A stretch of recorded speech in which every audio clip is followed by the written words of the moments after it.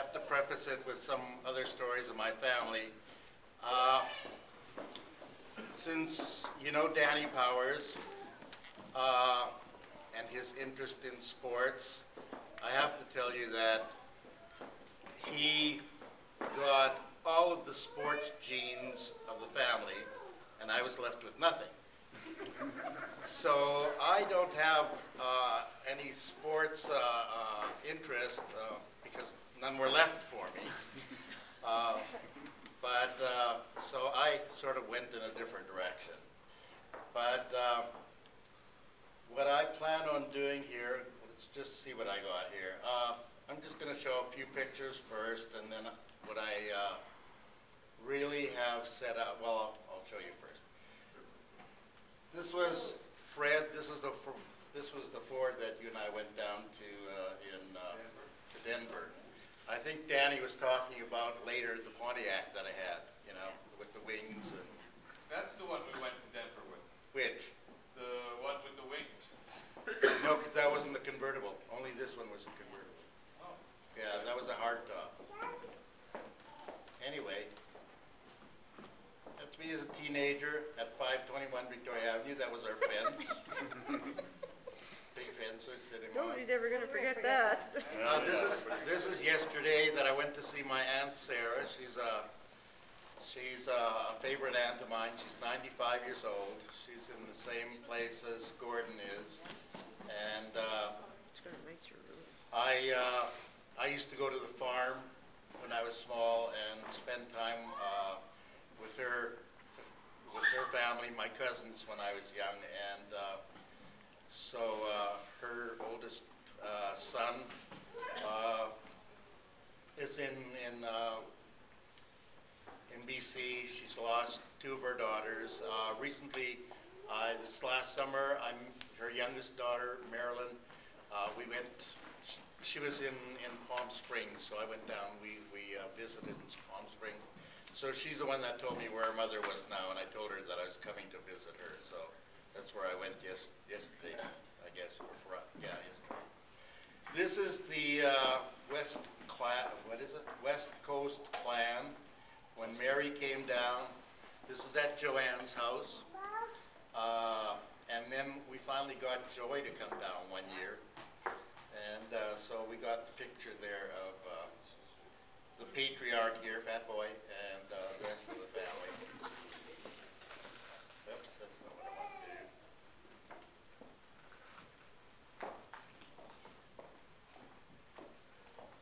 You get fat fingers, it's hard to get to where if you want.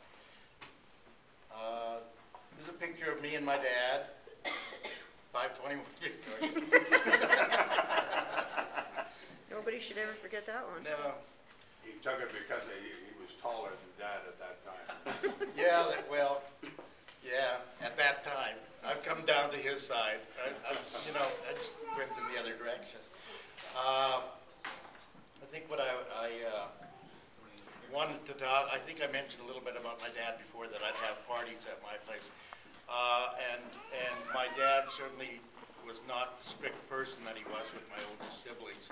So he didn't, I liked to have my few drinks at one time. And so I'd have the parties at my place because he didn't want me to drink and drive. So we had a lot of the parties at my place. So there was beer all over the floor, and he'd wake up at 4 o'clock and get on his knees and clean up all my mess from having my parties at my place. So he, and then it didn't help my having the parties at my place because I was the only one with the car, so I drove everybody home. And I don't remember driving anybody home. So You got spoiled there. I got spoiled. Yeah, I'll tell you, my dad, after my mother died, he decided he was going to wash clothes, and we had the wash machines that had the rollers there that you put the squeezed out the clothes through the rollers, and I guess he was shoving in some clothes and his hand went in the rollers, and instead of releasing it, he pulled his hand back and it ripped off all the skin off his hand, and my mom died before Christmas, at Christmas time, and this was a couple days later. So he woke me up, showed me this flapping skin, and he said, I'm going to the hospital. He wrapped it up in a towel and walked to the general hospital to get stitches. And this was like, you know, the weather we have outside, because this was, so he's a pretty hardy man, and he went through a lot of stuff. But after my mom died, he took care of me pretty well. We were pretty good buddies. This is just some friends of mine that I just met on Friday morning.